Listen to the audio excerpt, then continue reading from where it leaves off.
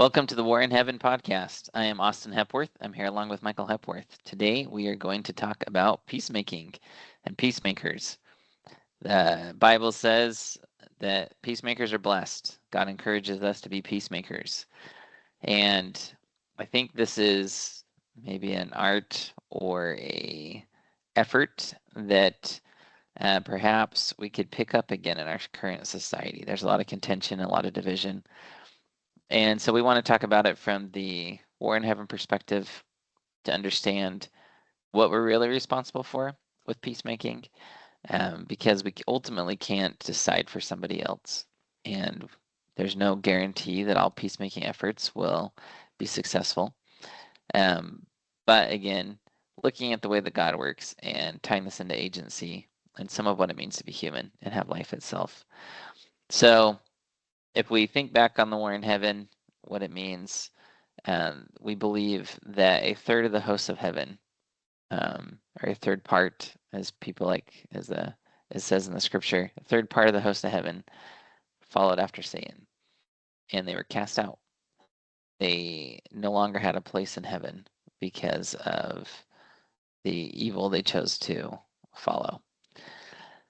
Now, with this, there arises the question of, well, what happened to these people from the time that ideas were introduced that weren't in line with God or what He intended for us, to the point when they were cast out.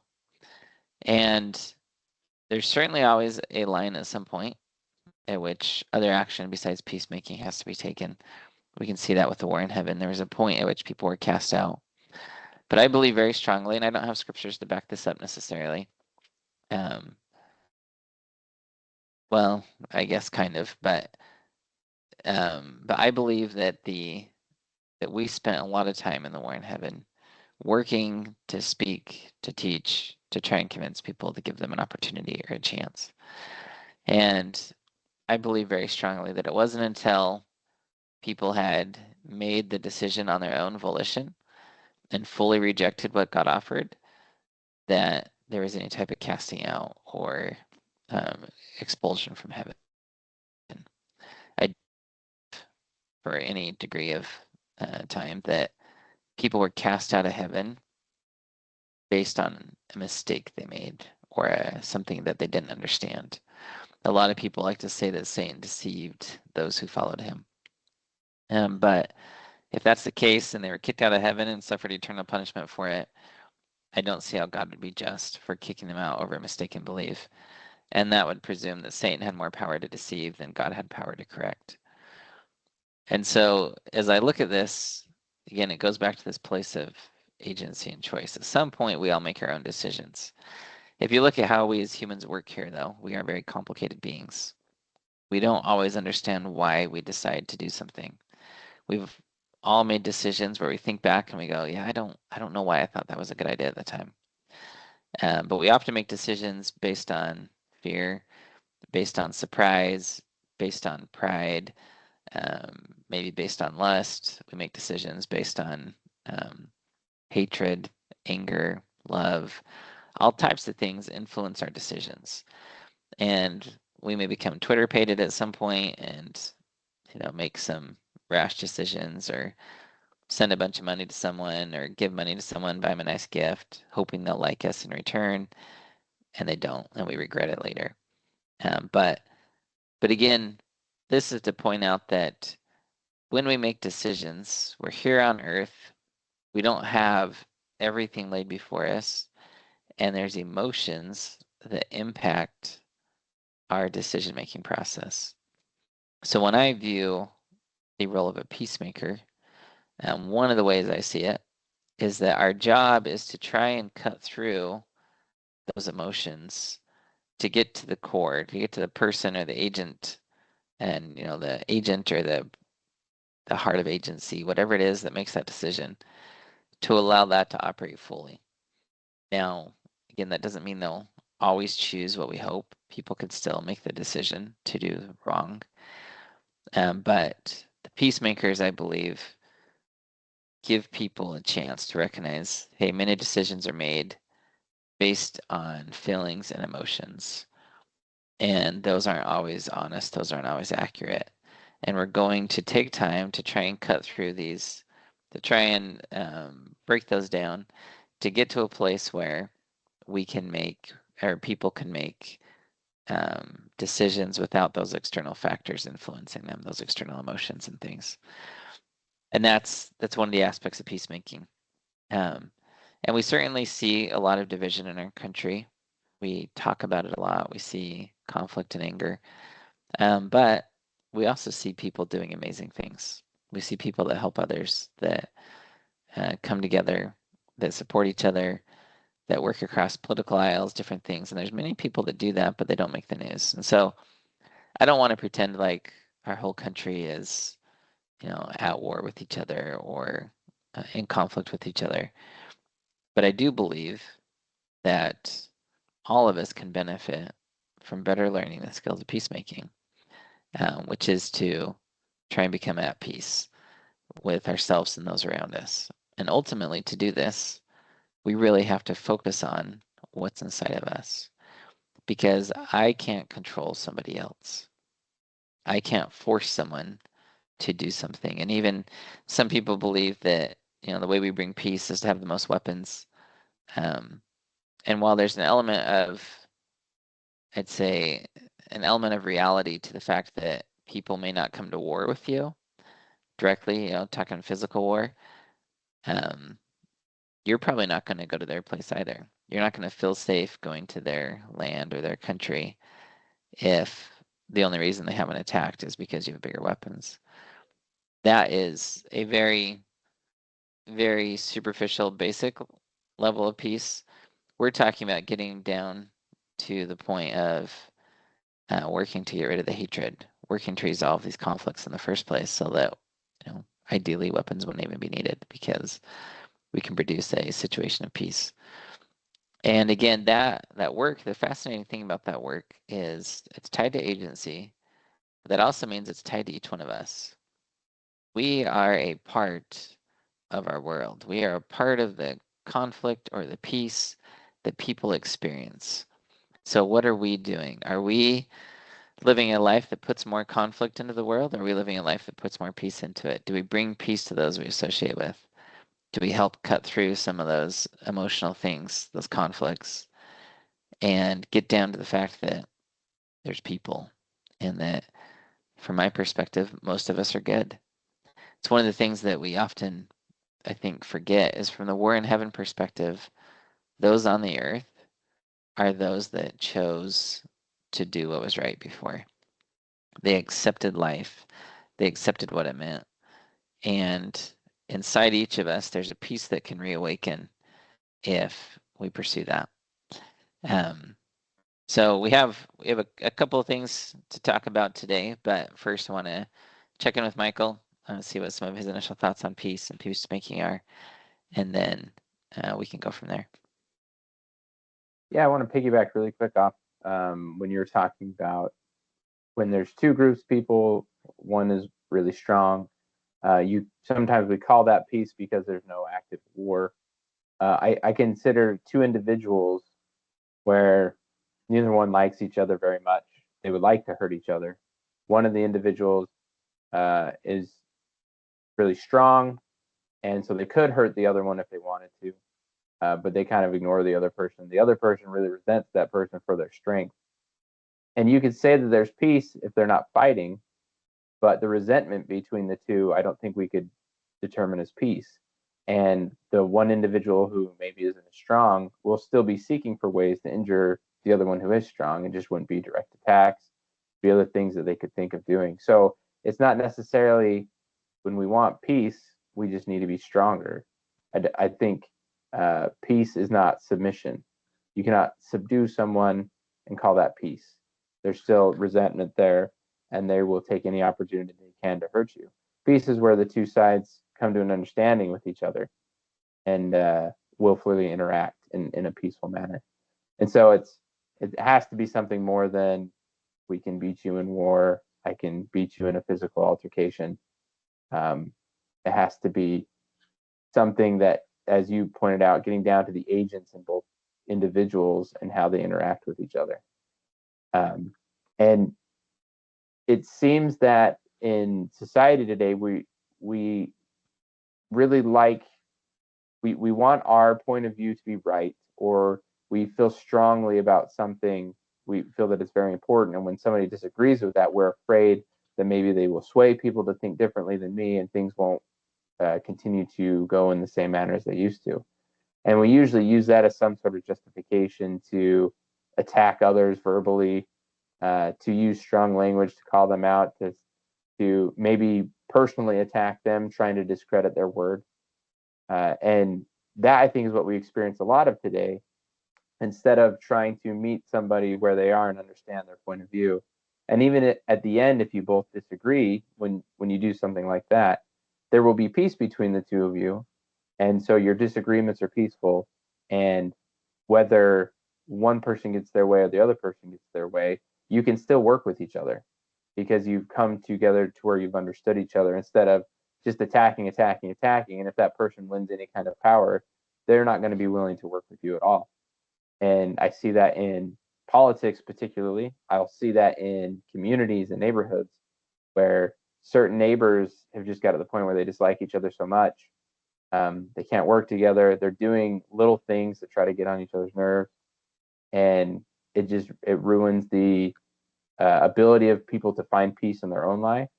And so peacemaking not only brings peace to your country, your community, but it'll bring peace to your own life as well, as you're not always seeking to try to find a way to hurt somebody, or seeking to always protect yourself because you believe somebody's out to hurt you in retaliation for what they think about what you've done to them. Yeah, and I think the again, to me, the piece that I really like with peacemaking is that we are able to influence what's in our own hearts. And one of the critical pieces to understand about the war in heaven is that um, it's a war taking place in our own hearts. It obviously takes place among people, among countries, other things, good and evil, but good and evil is a battle inside of us. And we are an active participant in that. And again, I can't ultimately control other people. And this is something that I always am kind of amazed at with some proposals for laws. We often believe we can legislate out hate. We believe that we can just pass laws and make our world a better place. And there's some truth to the fact that good laws can improve the human condition. But ultimately, law has no power to change what's in our hearts. It can't just say, oh, stop, being hungry. No one can be hungry anymore. We're going to pass a law that says you can't be hungry anymore. It's part of the human condition. And we have to choose to do things. And when I say you can't be hungry anymore, I mean you can't experience the pain of hunger if you're not eating. You can't outlaw those types of things. Hatred, anger, pride. These are all conditions that come inside of us that we experience, we feel.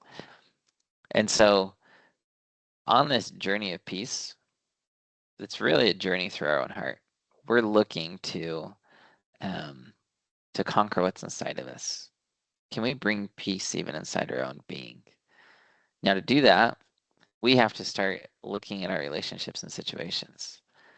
There's two pieces to peace, two main pieces, I should say, that we have to look at. One is, what am I doing to hurt, injure, attack, belittle, demean, whatever it is I'm doing to others that's wrong? If I have a relationship in my life and there's not peace, there's conflict there, am I contributing to it? Do I just want to win? Is my pride at stake? Am I hurt? Did the person do something really mean to me? What's going on? I have to choose to address those things and start to work through those and resolve those so that I am no longer projecting out harmful, hurtful things to others. In the same vein, people, I've been the recipient of harmful or hurtful things. And there's two sides to that too. One is maybe the person intended to hurt me. Maybe that was their goal and they really wanted to. and I have to decide what I'm going to do with it.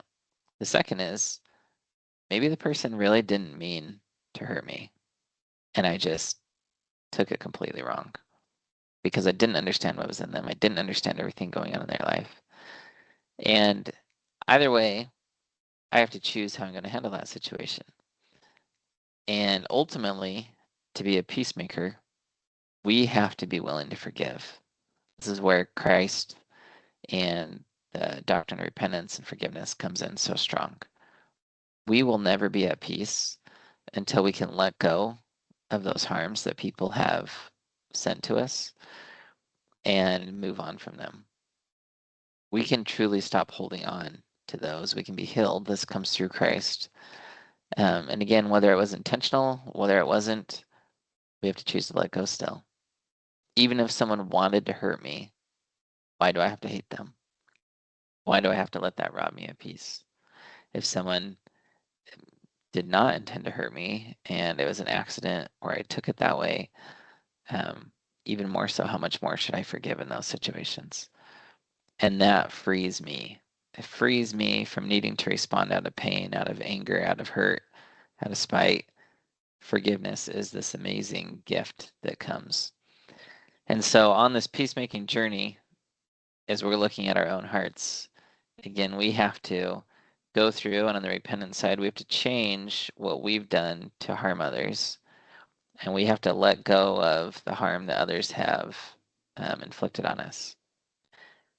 Those both are necessary because we're in a state of agency. We're in a state of human condition where we do make choices. And one of the reasons these things hurt, and one of the reasons there's conflict, is because a choice is made. And most likely someone else is hurt, or their pride's offended, or something's gone on. And we have to choose to embrace the fact that there's a better way. We can work through this and get past this. And so, but again, to me, it's very helpful to think about the war in heaven is a war inside me. You know, if you want to put the war in heaven and put equals the war in me, that's a lot of what's going on. That's a lot of what we're striving for. No amount of force is going to change what's there. I'm making a decision. And the war in heaven is ultimately about decisions. Peacemaking is about decisions. Am I going to exercise my agency to its fullest? Or am I going to allow hate and anger and all these other forces to influence my decisions? We can see in this life how we can lose some level, maybe I shouldn't say lose. We can allow other things to make decisions for us. We can forego exercising our agency through drugs, through anger, through hatred, through pride. Those things will make decisions for us if we let them. And the role of peacemaking is to say, can I cut through all those? Whether it's if I see two other people arguing, can I be a peacemaker to help them cut through those emotions and get to the real issue? Can I do that in my own heart? Can I do that in my own relationships to say what's really going on here?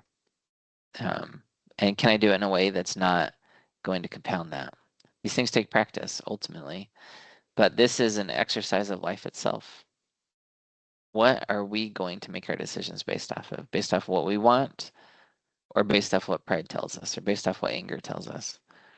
The peacemakers are the most powerful because they are making decisions of their own volition, not as a result of these external forces, these external factors that can make decisions if we let them.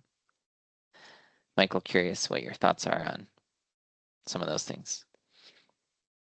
Yeah, I'm gonna go with some information about that from Alexander Solzhenitsyn.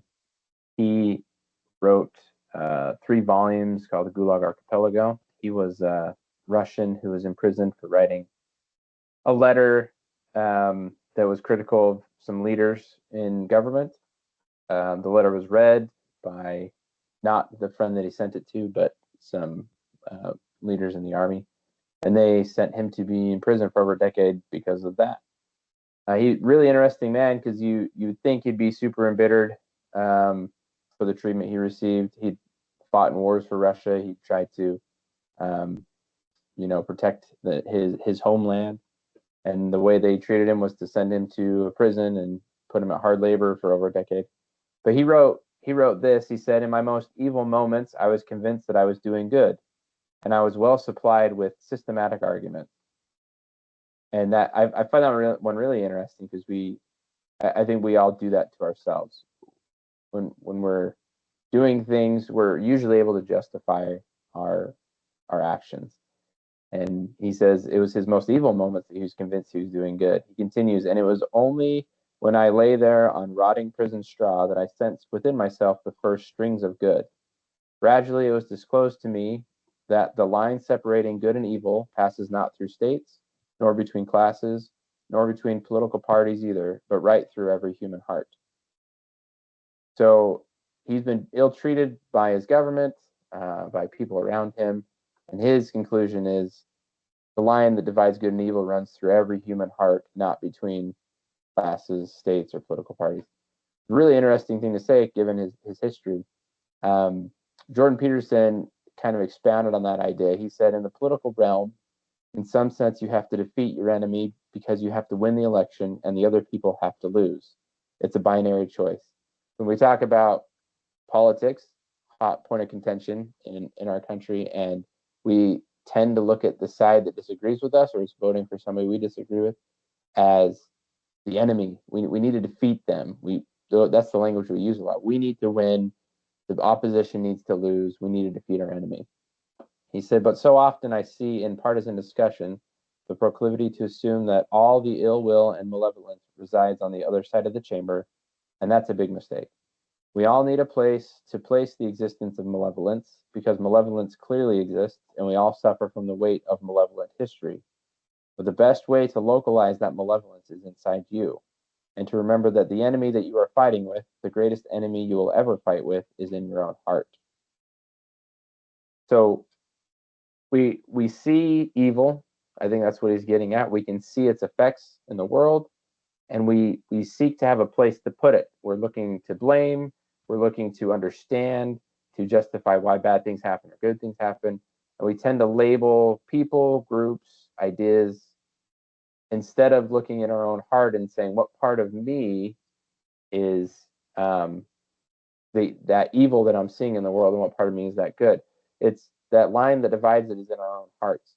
And as we look to ourselves and then we try to reach out and help other people with that same idea, as we both try to look to ourselves, I think that's the kind of the spirit of peacemaking.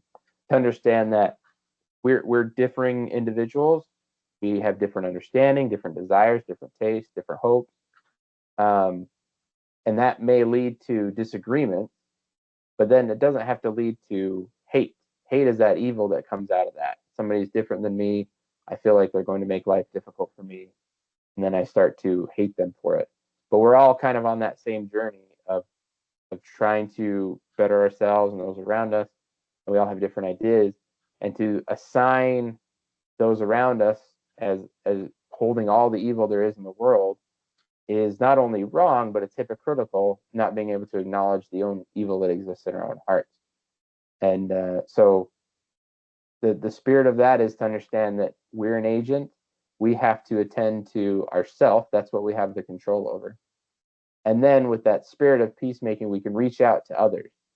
As you said earlier, it's no guarantee that we're going to change other people, because others, they are their own agents to make their own choices. But the act of reaching out can be a help, an encouragement, a lifeline, that maybe somebody else can go through the same thing and look at their own heart. And then together, you're working together at that point, trying to help each other instead of fighting against each other, pointing fingers, and trying to blame all the bad in the world on somebody other than yourself.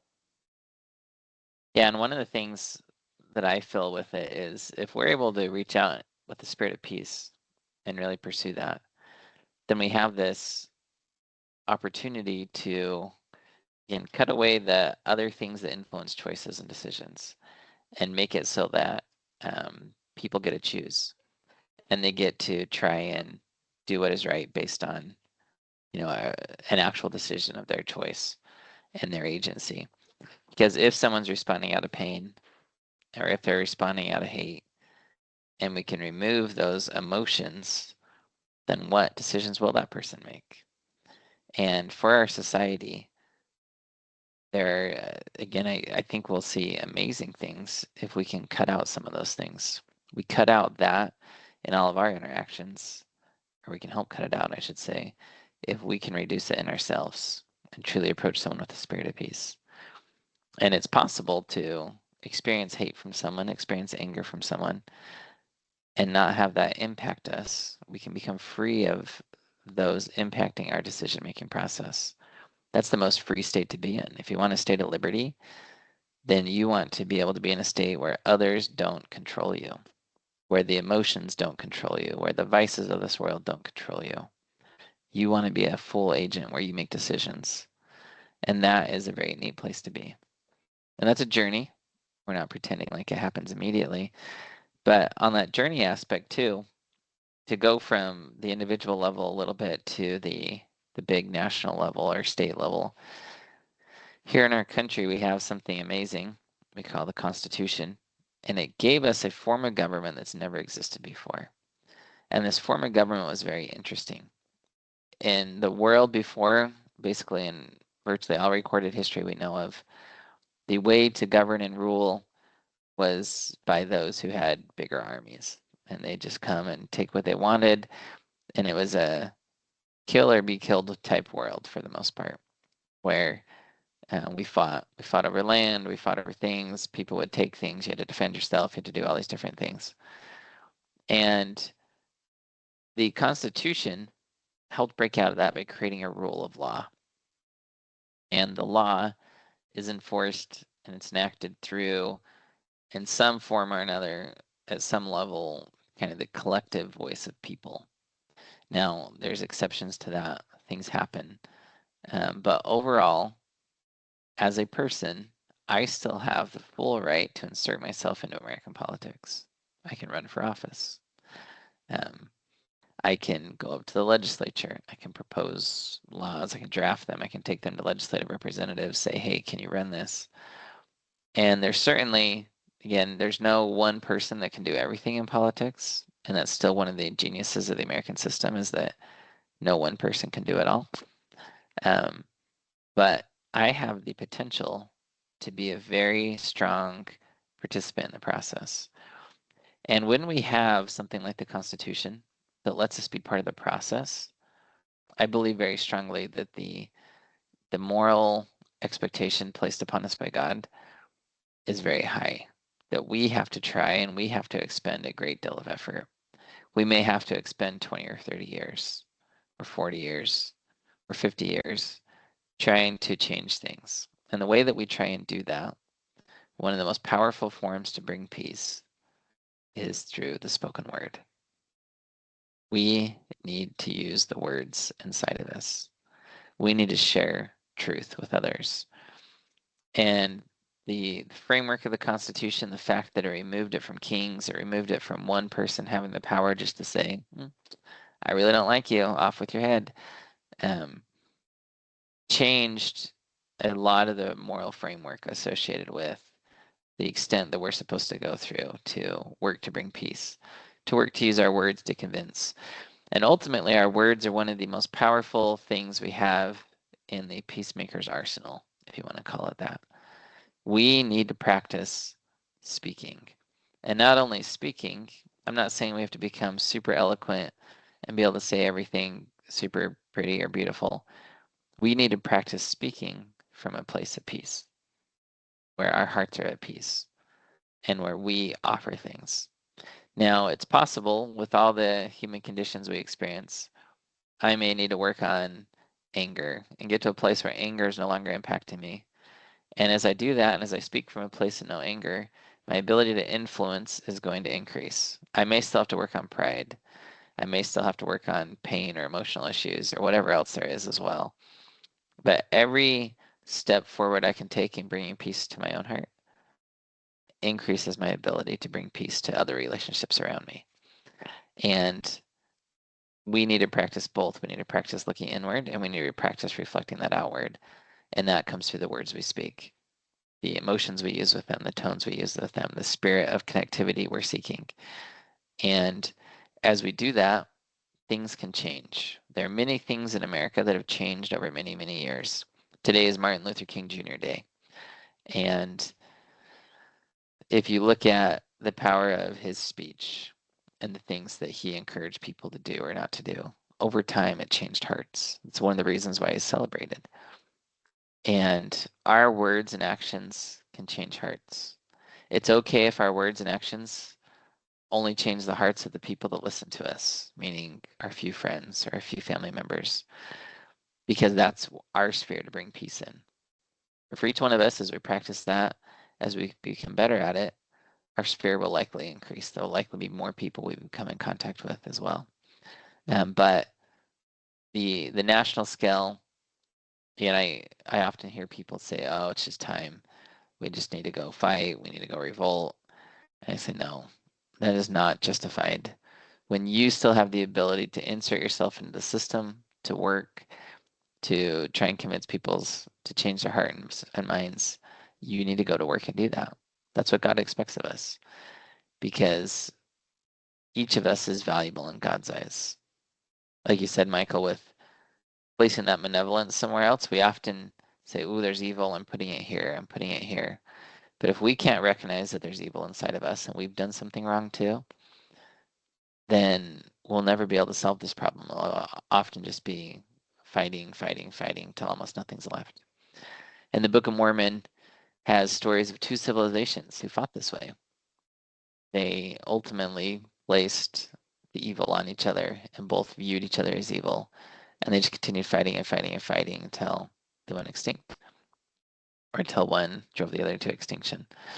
Um, there's the Jaredites spoken of, where they killed each other down to basically nobody left, or the Nephite nation that was destroyed by the Lamanites.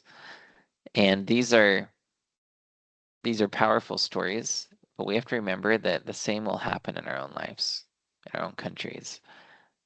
We have to be able to not project that evil and place it on other people, because people certainly have some evil inside them, but so do we, but they have good too. And peacemaking is really this journey to say, can I break out of all the evil, all the bad, recognize and embrace the good, and feed that? Can we feed the good that exists in people? That's how good prevails, is we give it life through our words, through our actions, through the things we speak, say, and do.